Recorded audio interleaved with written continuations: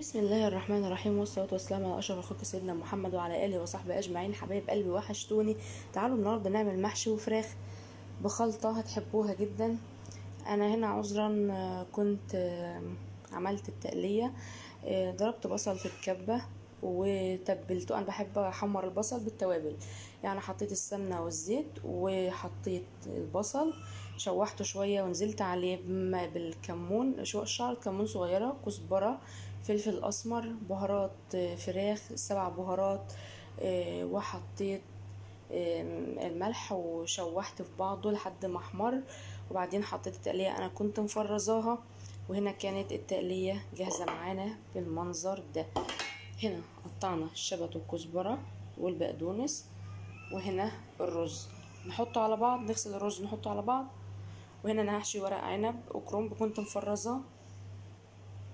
وهنا انا بحب اجيب ربطة خضرة بحطها في الارضية بتاعة الحلل علشان بتدي ريحة حلوة للمحشي، وبتبلهم وبشيل شوية بصل نيين بتبلهم برضو بنفس التتبيلة وبحطها على المحشي وانا بحشيه وشوية فوق الوش.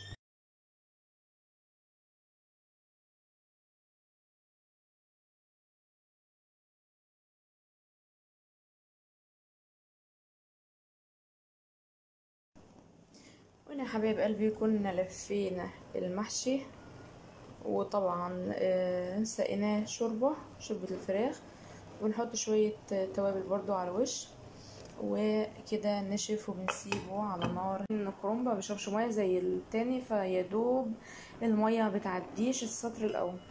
وانا عملنا رز ابيض عادي عشان عندي حد في ولادي يعني بياكلش المحشي. وهنا طالبين فراخ، انا بحب اعمل فراخ شوربة مسلوقة يعني جنب المحشي واحمرها فيجيتار وكده، لكن ولادي طالبين مني فراخ المتبلة بتاعتنا. طبعا احنا عملناها مع بعض قبل كده كتير فما نزلتش التتبيلة تاني. اللي عايز التتبيلة هيلاقيها في الفيديوهات تحت الفيديوهات دي. لكن احنا عملناها مع بعض كتير مش هنعملها تاني. وخليكم معايا بقى لما الاكل يستوي ونغرف مع بعض. طبعا الريحة مش عايزة اقول لكم.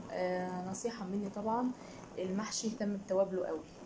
حته شويه البصل اللي انت بتسيبيهم تدعكيهم في التوابل وتحطيهم على وش المحشي ده بيخليها في حته تانية.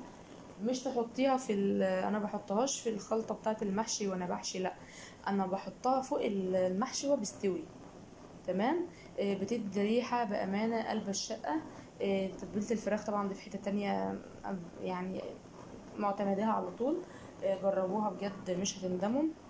واللي عايز التتبيله هيلاقيها تاني فيديو تحت الفيديو ده على طول، او تالت فيديو.